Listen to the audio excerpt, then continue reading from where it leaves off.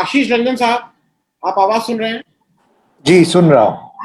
आशीष रंजन साहब, ऐसा है कि मैं कुछ प्रश्न आपसे करूंगा, लेकिन उसके पहले हमारे मतलब आप भी अपने मन की बात कह लीजिए, जिसको कहते हैं। तो एक वैक्सीन और वैक्सीनेशन, ये दो विषय हैं। वैक्सीन को तो प्रिक्योर करना है, उसको फिर डिस्ट्रीब्यूट करना है, और फिर वैक्सीनेशन एडमिनिस्ट्रेशन वाला पार्ट। इस पे जरा आज के वर्तमान हालात में क्या आपको बिल्कुल क्लियर है? आपको लगता है कि हम लोग ठीक रास्ते पे जा रहे हैं? सरकार कह रही है दिसंबर तक सारे लोग, पूरे हिंदुस्तान वैक्सीनेटेड हो जाएगा, 216 करोड़ वैक्सीन अगस्त से हो जाएंगे। आपको लगता है ये सब ठीक हो रहा है, ठीक रास्ते पे है? अब पहले तो धन्यवाद मुझे बुलाने के लिए, और तमाम जो लोग हैं जिन्होंने पहले मुझसे बातचीत की है, मैंने सुना नहीं है उनका, अभी ज्वाइन किया हूँ 5-10 मिनट, तो कई सारी बातें आ गई होंगी, तो माफी चाहूंगा कि अगर मैं दोहरा रहा हूं तो आप टोक दीजिएगा। खैर, सरकार का तो टारगेट होता है, लेकिन मुझे ये लगता है कि पूरे दुनिया में ये बीमारी फैली है, भारत कोई अकेला देश नहीं है, और दुनिया के एक्सपर्ट्स ने अपनी बातें रख दी हैं, अलग अलग देशों ने भी कार्रवाई की है, लेकिन मोटा मोटी सभी जगह एक बात तो समझ में आ रही है कि भाई वैक्सीनेशन करना है। और ये बात आज नहीं, बल्कि जब जब कोरोना आउटब्रेक हुआ था तभी से साइंटिस्ट लग गए थे कि इसका वैक्सीन ढूंढना चाहिए, क्योंकि ये वायरस है और एक पद्धति है कि हाँ वायरस को कैसे निपटा जाए।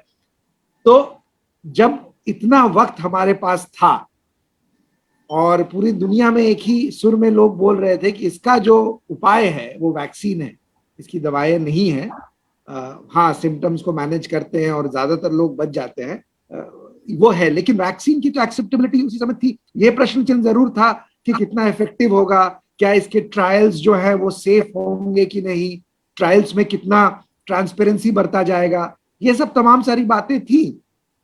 जब इतने पहले से हमको ये जानकारी थी, तब सरकार की तैयारी क्या थी, ये हमें पूछना पड़ेगा सरकार से।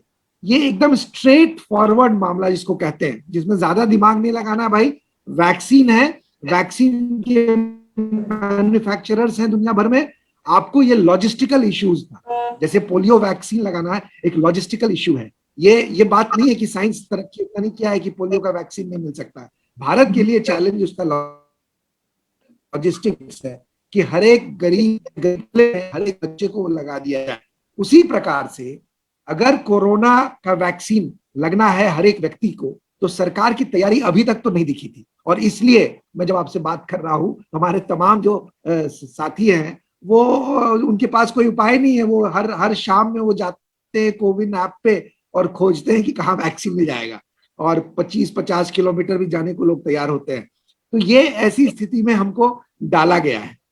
और मैं आपको बता दूं कि 45 प्लस की जो स्ट्रैटेजी थी वो बेहतर स्ट्रैटेजी थी, क्योंकि वॉक इन रजिस्ट्रेशन था, आप जाते थे जहां भी वैक्सीन लग रहा होता था और वहां पर आपको वैक्सीन लग जाता था।